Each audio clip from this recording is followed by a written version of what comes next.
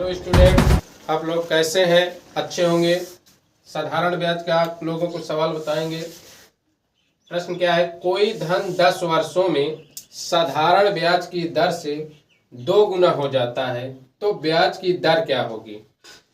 तो प्रश्न में देखिए आपका सूत्र क्या होगा। सूत्र है n माइनस 1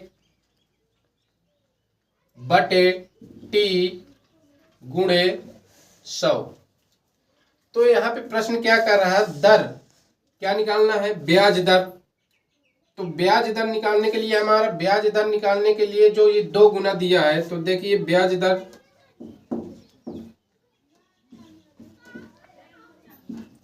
अब n का मान क्या है? 2 गुना। 2 गुना का n का मान क्या हो जाएगा? 2 माइनस 1 टी क्या है? समय 10 वर्ष बटे 10 गुणे 100। अब यहाँ पे देखिए 2 में से 1 घट जाएगा तो कितना बचेगा? 1 बटे 10 गुणे 100। 10 में से 10 एक कम 10, 10 दहम्मा 100, 10%। आपका आंसर होगा ब्याज दर। अगला सवाल देखिए, कोई धन 5% वार्षिक साधारण ब्याज की दर से कितने वर्षों में अपने से 4 गुना हो जाएगा? तो देखिए इसका सूत्र क्या होगा। इसमें 4 गुना हो जाएगा, क्या निकालना है? समय। तो देखिए समय बराबर n माइनस 1 बटे r गुणे 100।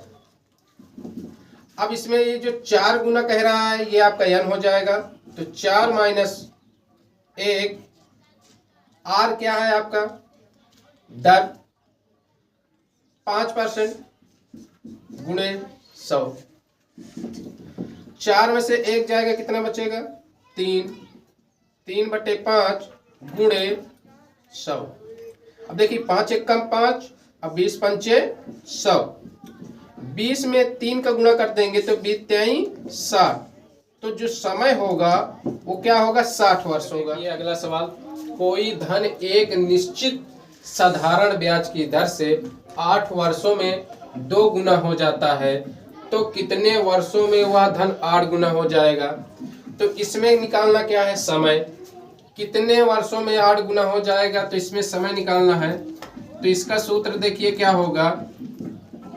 समय इसमें देखिए 2 बार दिया हुआ है, एक 2 गुना हो जाता है, एक 8 वर्ष। तो देखिए सूत्र क्या होता है? n2 माइनस 1 बटे n1 माइनस 1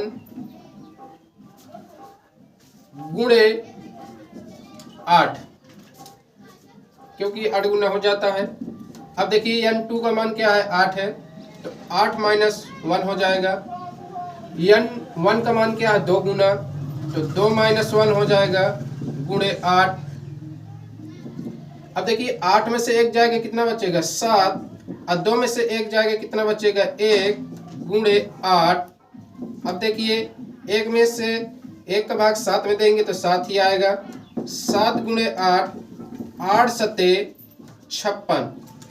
तो जो समय होगा वो 56 वर्ष। सवाल, कोई धन 5 वर्षों में 5% वार्षिक ब्याज की दर से दुगुना हो जाता है, तो दर से 6 गुना हो जाएगा। तो दर से जो 6 गुना हो जाएगा वो कितना होगा? तो इसका जो सूत्र होगा देखिए वो n2 माइनस 1 n1 माइनस 1 गुणे r%। अब देखिए n2 का मान जो है वो 6 गुना है, तो 6 माइनस 1 हो जाएगा। n1 का मान जो है वो दुगुना हो जाता है, तो 2 माइनस 1 हो जाएगा। r का मान जो आपका दिया है वो 5% दिया है। अब यहाँ पे देखिए ये 6 में से 1 जाएगा तो कितना बचेगा? 5, 2 में से 1 जाएगा, कितना बचेगा?